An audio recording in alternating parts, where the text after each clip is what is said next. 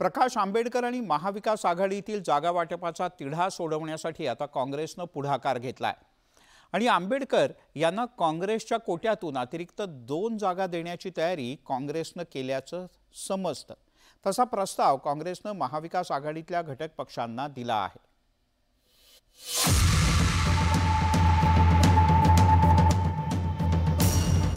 वंचित बहुजन आघाडीचे नेते प्रकाश आंबेडकरांनी महाविकास आघाडीला दिलेला अल्टिमेटम संपत आल्यामुळे आता महाविकास आघाडीतील हालचालींना वेग आलाय। खरे तर महाविकास आघाडीने वंचितला लोकसभेच्या 4 जागांचा प्रस्ताव दिला होता, पण प्रकाश आंबेडकरांनी तो प्रस्ताव फेटाळून लावला। तसंच काँग्रेसला 7 जागांवर बिनशर्त पाठिंबा देण्याची तयारी दर्शवली होती। त्यामुळे वंचित आणि महाविकास आघाडीतील वाटाघाटीला खीळ बसली होती, पण ही कोंडी फुटण्याची शक्यता निर्माण झाली आहे। मविया वंचित वाटाघाटीला वेग येण्याची शक्यता आहे। काँग्रेसने महाविकास आघाडीतील शिवसेना उद्धव बाळासाहेब ठाकरे आणि एनसीपी शरदचंद्र पवार पक्षाला एक प्रस्ताव दिला आहे।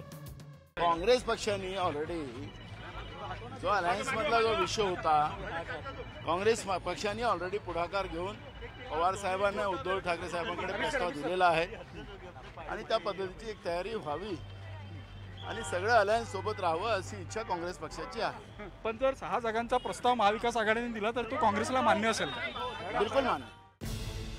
काँग्रेसने एक पाऊल मागे घेत आपल्या कोट्यातून वंचितला लोकसभेच्या 2 जागा देण्याची तयारी दर्शवली आहे। तसंच उद्धव ठाकरे आणि शरद पवारांनी आपल्या पक्षाच्या कोट्यातून प्रत्येकी 2 जागा वंचितला द्याव्यात असा प्रस्ताव दिला आहे। युतीमध्ये अडचण येऊ नये म्हणून व्यक्तिगत वाद किंवा हेवेदावे हे आम्ही येऊ दिले नाही, पण जिथे चळवळीलाच लाचार केल्या जाते आणि लाचार करून संपवल्या जाते त्या ठिकाणी आम्ही कदापिही मान्य करणार नाही। प्रकाश आंबेडकरांनी महाविकास आघाडीकडे 6 जागांची मागणी केली होती। त्या मागणीला काँग्रेसने सकारात्मक प्रतिसाद दिला आहे। वंचितने महाविकास आघाडी सोबत राहावं याकरता काँग्रेसनंच एक पाऊल पुढे टाकलंय। नेमकं वंचित बरोबर तुमचं काय कुठं घोडा अडलेला आहे? ठाकरे गटासोबतची युती त्यांनी आधीच तोडल्याचं जाहीर केलेलं आहे। काही नाही, आम्ही अपेक्षा करतो आहोत की त्यांनी बरोबरच राहिलं पाहिजे। आज बातमी आहे की माननीय उद्धवजी आणि माननीय पवार साहेब एकत्र बसतायत, तिथे चर्चा होईल।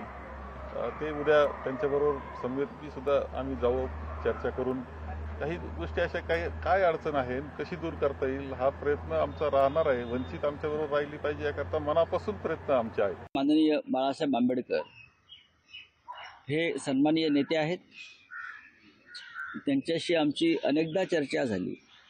आम्ही त्यांना महाराष्ट्रात 4 जागांवर त्यांनी लढावं त्यांनी आम्हाला सूचना केलेल्या। हा प्रस्ताव आम्ही त्यांना दिल्यावर त्यांची एक वेगळी भूमिका आम्हाला दिसते। तो प्रस्ताव जर त्यांनी मान्य केला असता तर नक्कीच आम्हाला आनंद झाला असता। या लढ्याला, हुकुमशाही विरुद्धच्या लढ्याला, संविधान वाचवण्याच्या लढ्याला बाळासाहेब आंबेडकरांचं आमच्यात असण्यानं गती आणि बळ नक्कीच मिळालं असतं। पण मला अजूनही खात्री आहे की सगळे प्रमुख नेते एकत्र बसतील आणि ते पुन्हा माननीय बाळासाहेब आंबेडकर यांच्याशी चर्चा करतील आणि त्यांच्या मनात जर काही नाराजी असेल, अस्वस्थता असेल तर आम्हाला ती दूर करण्यात यश येईल। लोकसभा निवडणुकीच्या पार्श्वभूमीवर राज्यातील भाजप विरोधी मतांची विभागणी टाळण्याकरता मवियाने वंचितला सोबत घेण्याचा निर्णय घेतलाय। पण लोकसभेच्या जागा वाटपावरून वंचित आणि महाविकास आघाडीत जोरदार रस्सीखेच सुरू होती। मवियाने दिलेला 4 जागांचा प्रस्ताव प्रकाश आंबेडकरांनी फेटाळल्यावर वंचित स्वबळावर लोकसभा लढवण्याच्या तयारीत असल्याची चर्चा सुरू झाली होती। पण वंचितनं स्वबळावर निवडणूक लढवणं महाविकास आघाडीला परवडणारं नाही, कारण गेल्या लोकसभा निवडणुकीत वंचितच्या उमेदवारांचा फटका काँग्रेस राष्ट्रवादी काँग्रेस आघाडीला बसला होता।